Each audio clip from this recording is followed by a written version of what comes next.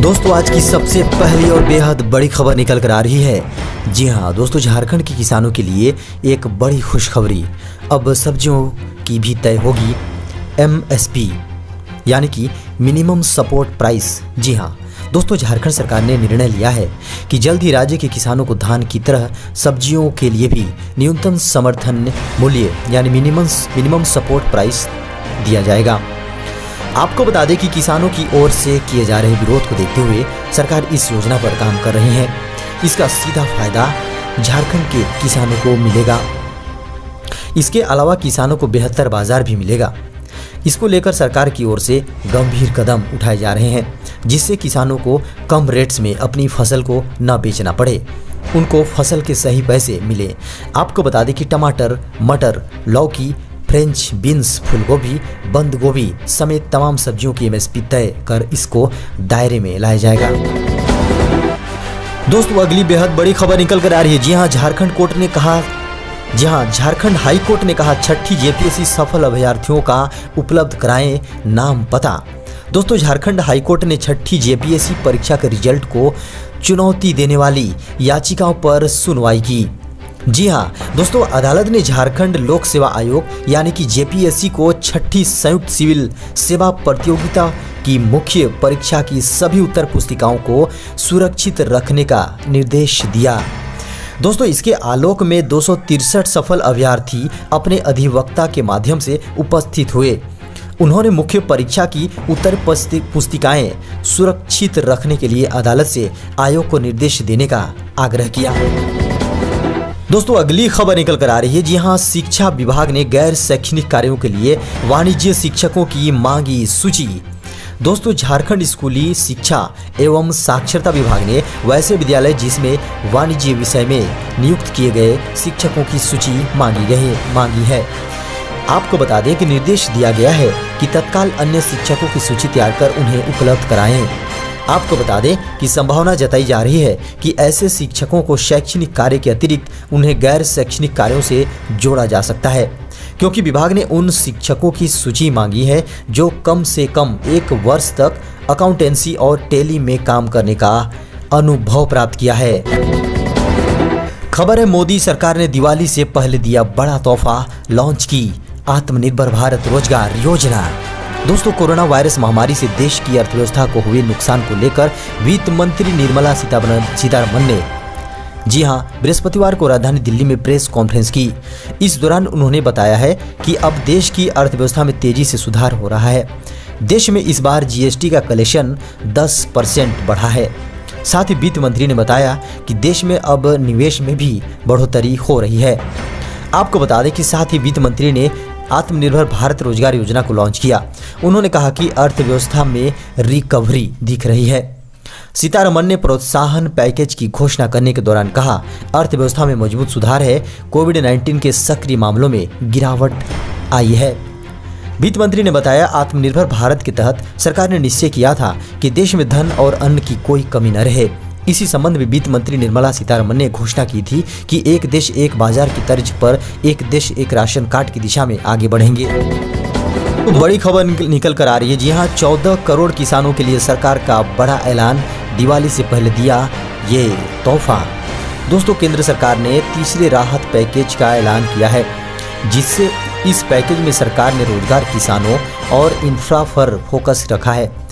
वित्त राज्य मंत्री अनुराग ठाकुर ने देश के 14 करोड़ किसानों के लिए बड़ा ऐलान किया है।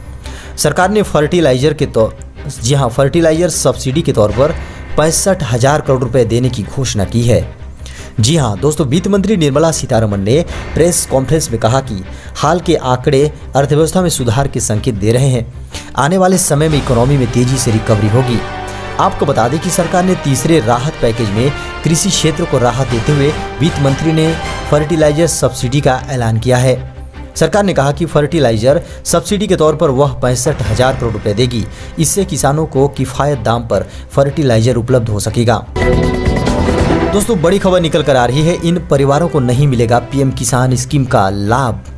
दोस्तों, केंद्र सरकार PM किसान स्कीम के तहत अब हर साल किसानों को 6,000 रुपए मिलते हैं। इस योजना को 2019 में शुरू किया गया था। देश भर के सभी भूमिधारक किसान परिवारों को खेती योग्य भूमि के साथ आय सहायता प्रदान करना है। इस योजना के तहत लाभार्थियों के बैंक खातों में प्रत्येक वर्ष 2,000 रुपये की 3 किस्तों के जरिए खाते में सीधे 6,000 रुपये की राशि ट्रांसफर की जाती है। आपको बता दें कि शुरुआत में इस योजना के दायरे में केवल छोटे और सीमांत किसानों के परिवारों को स्कीम के दायरे में लाया गया था, जिनके पास केवल 2 हेक्टेयर की भूमि थी। आपको बता दें कि डॉक्टर, इंजीनियर और वकील के साथ साथ सेवानिवृत्त पेंशन और जैसे 10,000 रुपये से अधिक की मासिक पेंशन और अंतिम मूल्यांकन वर्ष में आयकर का भुगतान करने वाले पेशेवर भी लाभ के पात्र नहीं हैं। दोस्तों, बेहद बड़ी खबर निकल कर आ रही है। जी हां, नवंबर के अंत तक आ सकते हैं कोरोना वैक्सीन के परिणाम, मॉडर्ना कंपनी ने किया दावा। दोस्तों, मॉडर्ना वैक्सीन कंपनी ने बुधवार को एक बयान में कहा कि पहली जांच पूरी होने के बाद इस महीने के अंत तक वह कोरोना वायरस वैक्सीन के रिजल्ट की घोषणा कर सकती है। CNN के मुताबिक मॉडर्ना वैक्सीन कंपनी करीब 30,000 वॉलंटियर्स पर क्लिनिकल ट्रायल कर रही है, जिसमें आधे लोगों को वैक्सीन दी गई, बाकी बचे लोगों को एक प्लेसबो दिया गया, जो कि सलाइन के एक शॉट की तरह है, जिसका कोई प्रभाव नहीं दिखता है। US food and drug administration यानी FDA द्वारा कंसीडर की जाने वाली वैक्सीन के लिए कोरोना संक्रमित मरीजों के करीब 53 स्टडी की जरूरत होगी। बुधवार को ट्रायल 53 से ऊपर रहा, लेकिन वैक्सीन कंपनी मॉडर्ना को ये नहीं पता चल सका कि कौन से लोग वैक्सीन से बीमार हुए और किस पर प्लेसबो का प्रभाव पड़ा। खबर है, अब व्हाट्सएप पर अब ले सकते हैं चैटिंग के साथ ही शॉपिंग के भी मजे। कंपनी ने जोड़ा शॉपिंग बटन। दोस्तों, व्हाट्सएप पर अब चैटिंग के साथ ही शॉपिंग के भी मजे लिए जा सकते हैं। आपको बता दें कि कंपनी ने व्हाट्सएप पर शॉपिंग बटन को पूरी दुनिया में रोल आउट कर दिया है। इस शॉपिंग बटन के जरिए यूजर्स व्हाट्सएप के बिजनेस अकाउंट्स का कैटलॉग एक क्लिक पर देख सकेंगे और आसानी से जान सकेंगे कि कौन सी कंपनी किन प्रोडक्ट्स की बिक्री पेश कर रही है। अगर यूजर को कोई प्रोडक्ट पसंद है तो वह चैट के जरिए उसे खरीद सकते हैं। आपको बता दें कि कंपनी द्वारा जारी बयान में कहा गया है कि अब स्टोर फ्रंट आइकॉन के रूप में दिखने वाले शॉपिंग बटन पर नज़र पड़ते ही उन्हें पता चल जाएगा कि बिजनेस का अपना एक कैटलॉग है, जिससे वे प्रोडक्ट्स को ब्राउज कर सकते हैं और सिर्फ एक बटन को दबाने के साथ ही किसी चीज़ को लेकर अपनी बात आगे बढ़ा सकते हैं। आपको बता दें कि shopping button icon voice call button की जगह दिया गया है। शॉपिंग बटन साइट से बिजनेस करने वाले लोगों को अपने उत्पादों को बढ़ाने की सुविधा मिलेगी। खबर है, उत्तर रेलवे के स्टेशनों से चलेंगी 132 जोड़ी त्योहार विशेष ट्रेनें। दोस्तों, ट्रेन यात्रा के मद्देनजर दिवाली और छठ त्योहार के दौरान दिल्ली से अन्य राज्यों को जाने वाली भीड़ को संभालना रेल प्रशासन के लिए एक बेहद बड़ी चुनौती होती है। आपको बता दें कि कोरोना वायरस संक्रमण की वजह से इस बार चुनौती और बढ़ गई है। केवल विशेष ट्रेनों का परिचालन हो रहा है। इस स्थिति में भी त्योहार विशेष ट्रेनें चलाई जा रही हैं, जिससे कि लोग अपने घर पहुंच सकें। भीड़ ज़्यादा बढ़ने की स्थिति में 24 घंटे की पूर्व सूचना पर ट्रेन रवाना की जाएगी, जिससे कि यात्री सफ़र करने के लिए ऑनलाइन टिकट बुक करा सकें। उत्तर रेलवे के अधिकारियों की माने तो कोरोना के मद्देनजर उत्तर रेलवे के स्टेशनों से 132 जोड़ी त्योहार विशेष ट्रेनें चलाने का ऐलान किया है। तो दोस्तों, ये था अब तक की बड़ी खबर, ब्रेकिंग न्यूज, मुख्य समाचार और ताज़ा खबरों की सुर्खियां। दोस्तों, आपसे अनुरोध है कि इस चैनल को आप सब्सक्राइब कर लीजिए, वीडियो को लाइक कीजिए, अपने दोस्तों को वीडियो शेयर कीजिए, साथ ही बेल के आइकन को दबाइए ताकि हमारे आने वाले सभी लेटेस्ट भी ब्रेकिंग न्यूज